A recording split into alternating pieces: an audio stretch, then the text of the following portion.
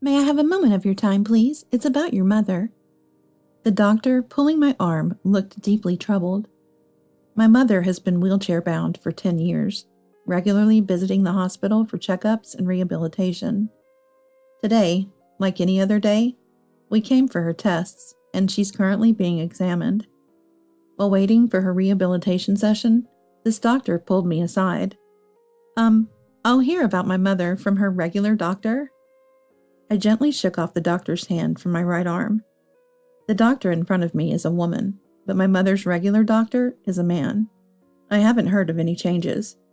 Why is a doctor who isn't her regular talking to me about my mother? Looking skeptically, the female doctor in front of me clasped my hands with both of hers. It's a matter I can't discuss with your mother or her doctor. I need to tell you alone. Just me? I took a step towards the female doctor, who looked at me with a serious expression. I am Hannah, a 35-year-old single office worker. I work for a major corporation, but currently I'm working remotely for a certain reason. I've been raised by a single mother since before I can remember. My parents divorced when I was very young, and I don't even remember what my father looked like. All I know is that his name was Ryan. According to my mother, my father was a good-for-nothing. He treated her like a slave and left with a younger woman, saying he was bothered by having a child. I've never been able to contact him, and all his photos were discarded by my mother. After the divorce, my mother easily won custody, given the circumstances. She worked late nights, raising me as a single mother, for which I'm immensely grateful. Thanks to her, I could attend college and land a job at a major corporation. Having received so much love from her, I never felt lonely growing up with a single mother. I've never had the desire to meet my father. My mother always said, "That man was truly hopeless, so Hannah, you should think you never had a father." When I first heard about how he treated her and his infidelity, I couldn't contain my anger towards him.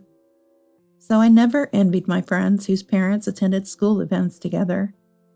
As my mother advised, I hardly ever thought about my father and started living alone as soon as I got a job.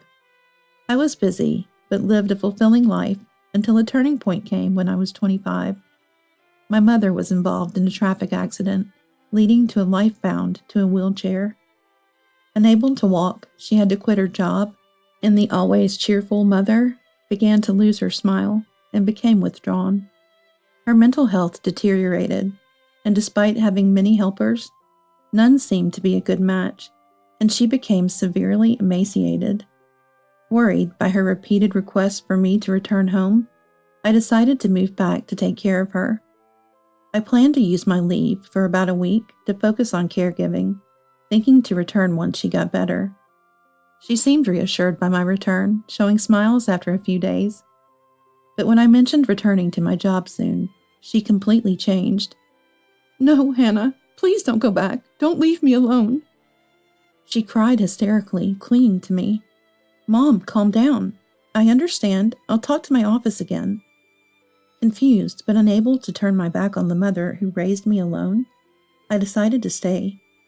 She had always been apprehensive about me living alone. Maybe living together again made her fear loneliness more. Her weakening legs and depressed state must be hard on her. I discussed with my company and decided to switch to remote work, working shorter hours until my mother's condition improved. But since then, my mom has been avoiding being alone at all costs. Even when I'm working remotely, she always wants to be right by my side, clinging to me. No matter how much I love her, there are things I can't show to anyone but my coworkers, so I had to ask her to leave the room. But she would always wait somewhere where she could see into my room. I felt like I was always being watched, and I hated myself for thinking that way. Mom kept going to the hospital for rehab, but her leg wasn't getting any better. This meant I had no prospect of returning to the main office. My personal life was all about caring for her, so I hadn't met anyone new and didn't have a boyfriend. This lifestyle was now going into its 10th year. Now my mom is 60, and it seems like her dependency on me is getting worse as she gets older. Whenever I leave the house for a bit, like to go shopping. She panics and insists on coming along. It takes so much time to calm her down. Living alone again just isn't an option. There was no way I could abandon my mother, who has loved and raised me since I was a child. Then, one day, today was her regular checkup, and I always accompany her to the hospital. Her doctor, Daniel, a man in his 40s, has been treating her for 10 years, and I trust him completely. After Mom went into the examination room, I stepped outside the hospital to handle some work calls. When I returned about 10 minutes later, a doctor stopped me. "Excuse me, you're Madison's daughter, right?" Madison is my mom's name. The doctor, who appeared to be around my age, was a woman named Amelia. She recently started working at the hospital and works in the same department as Daniel, my mom's doctor. Surprised, I replied, "Yes, that's me. Is there something wrong?" "Do you have a moment? I actually need to talk to you about your mother." "About my mom? Sure, I don't mind." I nodded, assuming the examination wasn't over yet. Amelia then led me to a small private room near the examination rooms, seemingly used for consultations. I took a seat as she suggested, and Amelia, sitting across a small table, looked straight at me and asked, "So you're back at your parents' house taking care of Madison, right?" Yeah, that's right." I told Amelia that I've been working from home while taking care of my mom for the past 10 years. Since I moved back home, I hardly had any chance to hang out with friends, and I never talked to anyone else about it.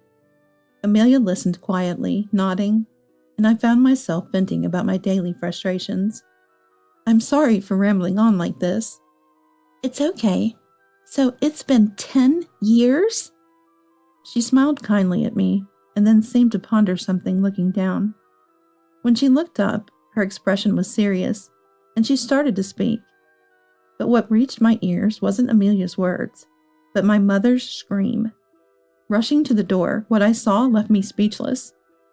And Amelia, slowly shaking her head, said, "You need to leave your parents' house right now. You have to get away from your mother." Her words left me speechless, and I could only nod silently, holding back a surge of anger. Without going back to my mother, I returned home. As soon as I got back, I started packing my things in a hurry. The image of my mom at the hospital was still fresh in my mind. 2 hours later, I was still packing. My phone kept ringing with calls from Mom. She must be panicking because I hadn't shown up after her appointments. But I ignored the constant ringing and only answered in the evening when I had finished packing. "Hannah, where are you? I've called so many times. Why didn't you answer?" As soon as the call connected, my mom yelled at me. Normally, I would apologize immediately. "Where am I? I'm home." But this time, I replied indifferently. "You left me and went home first? Why would you do that?" My mom was almost hysterical, screaming at me. Sighing, I said, "Mom, I can't live with you anymore, so I'm leaving the house." And with that, I firmly told her my decision. What are you thinking? If you were gone, I couldn't go on living. How do you expect me to get home from the hospital?" "Why don't you walk home? Your legs have been fine for a while now. You don't really need the wheelchair or the care, do you?" When I continued like this, my mother let out a short cry, sounding almost like a scream.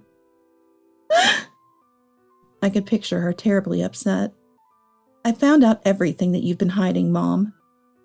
I told my mother about what Amelia had shared with me and what I had witnessed myself at the hospital. According to Amelia, recent tests showed no abnormalities in my mother's muscles, bones, or nerves. She came up with the idea that it might be a psychological issue. My mother had convinced herself she couldn't walk, and therefore she really couldn't. The power of belief is not to be underestimated, and they were considering focusing not just on physical therapy, but also on mental health care. That's why they called me, a family member, to discuss incorporating emotional support into her rehabilitation. But at that moment, a woman's scream came from the direction of the examination room. "Ah!" Was that Mom's voice? Amelia and I exchanged glances, then hurried to check the examination room. There was a window through which we could see inside the room, and my mother was there, waving her hands as if to shoo away insects. Indeed, the scream was hers. But why would there be bugs in the examination room? It turned out she had mistaken some dust for something else. She threw away the motionless dust in the bin herself. What? Without a wheelchair, without a cane, she walked briskly over to the trash can. Amelia pushed me to the corner of the hallway. Peeking out, it seemed my mother hadn't noticed us at all. She walked back to her wheelchair as if it was the most natural thing and sat down calmly.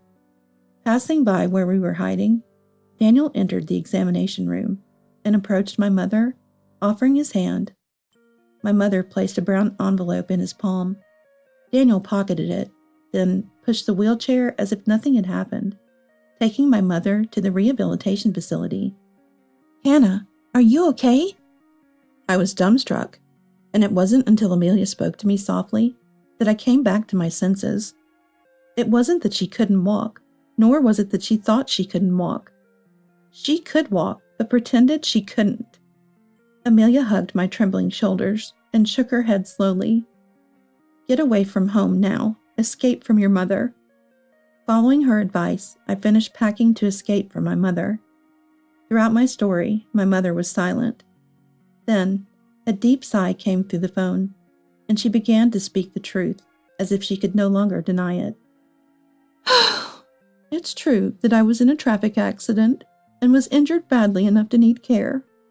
But thanks to rehabilitation, I could walk with a cane 2 years after the accident."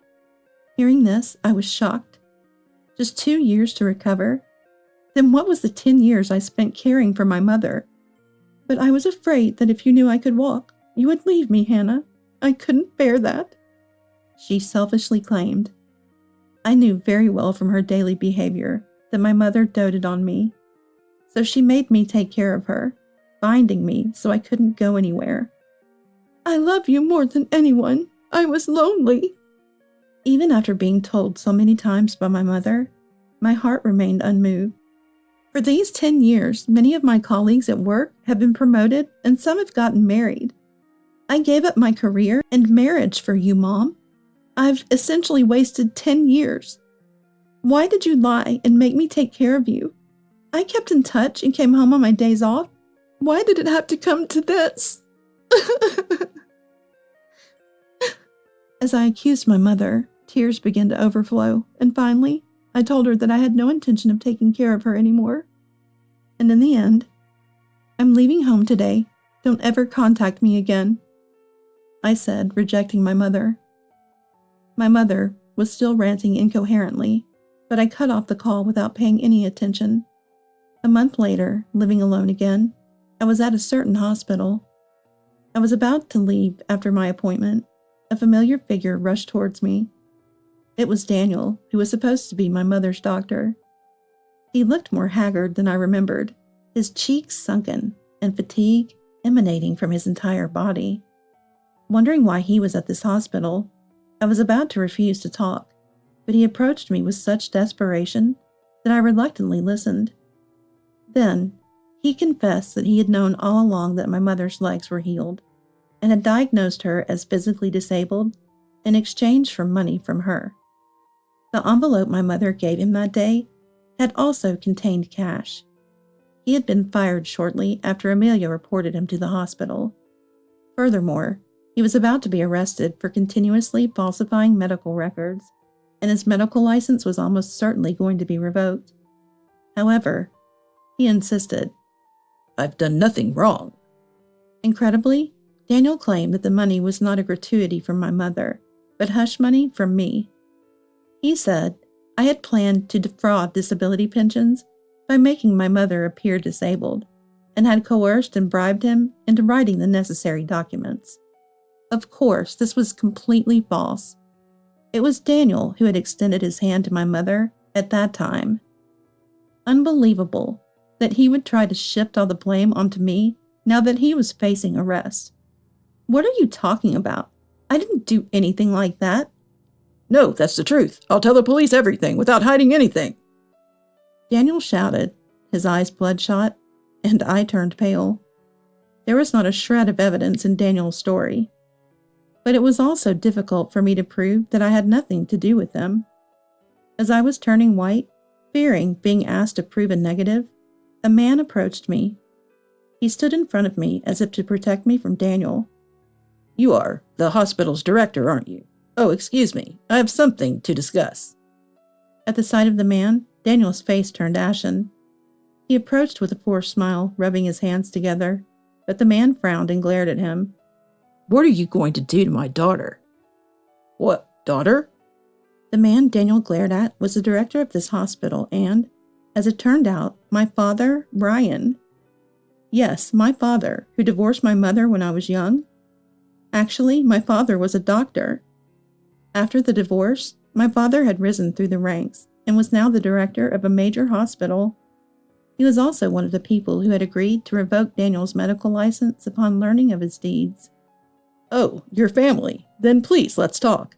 I was coerced by her to write the diagnosis. It must be hard for a father to see his daughter become a criminal, right? Could you please put in a good word for me?" Daniel apologized deeply on the spot and begged my father for mercy. But my father shook his head sternly. "Don't be ridiculous. You and the hospital, the administration, have all been deceiving a daughter who cared for her mother for 10 years.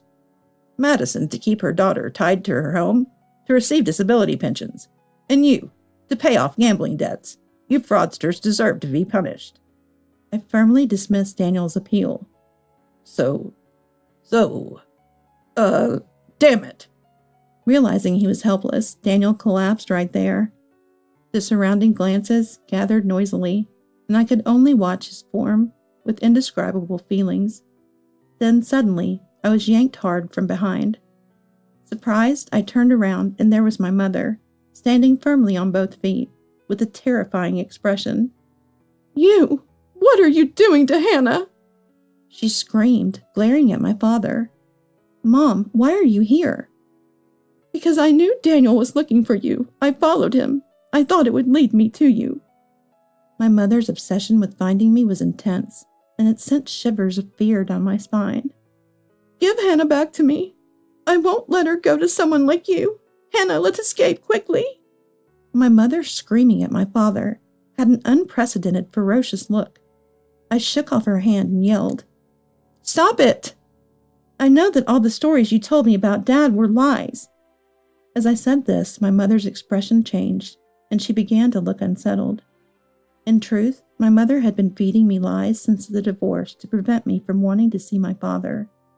The stories about my father treating her like a slave and leaving her for a younger woman were all false. My father, an excellent doctor, had always been incredibly busy and knew little rest. Despite knowing this, my mother's attitude changed drastically after giving birth to me. She blamed him for his frequent absences and for the rarity of family vacations and decided to divorce him, claiming he wasn't a good father. On my 3rd birthday, my mother suddenly took me and left the house. In reality, it was my mother who left, not my father. After the divorce, my mother received custody because my father, despite having a sufficient income, didn't have the time for childcare. However, my father had been sending a significant amount of child support every month. I had no idea about this and only recently found out after talking to my father. Becoming a single mother, my mother gradually became more dependent on me, and, to ensure I wouldn't go to my economically stable father, filled me with lies about him being a no-good man. My father had repeatedly expressed his desire to see me and asked for visits, but my mother refused, claiming I didn't want to meet him. There were times when a meeting seemed possible, but either my father was called away for emergencies or my mother would suddenly cancel for some reason, preventing us from ever meeting. I was told that my father had disappeared when I was young, but that too was a lie. The reason my mother didn't return to her parents' house as a single mother and managed to send me to high school and university was because of the child support and living expenses from my father, allowing us to live comfortably. So the story of my mother working hard late into the night for my upbringing was also a lie. In reality, she worked part-time during the day and spent her nights freely, returning home late to make me believe she was diligently taking care of me. "My proof is," my mother said weakly. "I can prove the child support and tuition I've been transferring." To which my father responded. My mother slumped down, utterly defeated. Seeing her like that, I realized I had been living in a world of my mother's lies since I was a child. I was shocked when I first learned the truth, but now I feel more anger than anything. "Thank you for everything until now, but it's over," I said coldly, and my mother clung to me. "Well, wait, Hannah, I did it all for you." "Not for me, but for yourself, right? You got a lot of money and pretended to be a struggling single mother. Was it fun destroying your daughter's 10 years with lies? I can't trust you anymore. Never get involved with me or Dad again." I declared our estrangement, leaving the hospital with my father, leaving my mother standing there speechless. Later, Daniel was arrested and his medical license revoked. He was imprisoned for repeatedly forging medical records, and the hospital he worked for demanded a large sum of money for tarnishing its reputation. Moreover, my mother, who had bribed the doctor for false diagnosis, was ordered by the administration to return all the pensions she had received, with interest, and was also charged with fraud. What life my mother will lead from now on is no longer my concern, as I have severed ties with her. As for me, unknowingly becoming dependent on my mother and being betrayed by her, I was mentally devastated and had to seek treatment at a major hospital. I reconnected with my father while getting a referral letter written. He remembered me when he saw my full name and was happy to learn he hadn't been forgotten. Currently, I have returned to work at the head office, balancing my job and hospital visits. Later, I met with Amelia, who revealed the truth about my mother to thank her, and we exchanged contact details. Being of a similar age, we now occasionally meet for coffee. It's refreshing and enjoyable to chat like this with someone other than my mother. I also regularly keep in touch with my father, reclaiming our parent-child time. I'm going to see a movie with Amelia soon. I haven't been to the movies with anyone in about 10 years, so I'm really looking forward to it. I reported this to my father during a dinner after work one day. He smiled gently and said, "From now on, live your life the way you want, Hannah." I nodded deeply. Going forward, I plan to live a fun and fulfilling life, considering my future.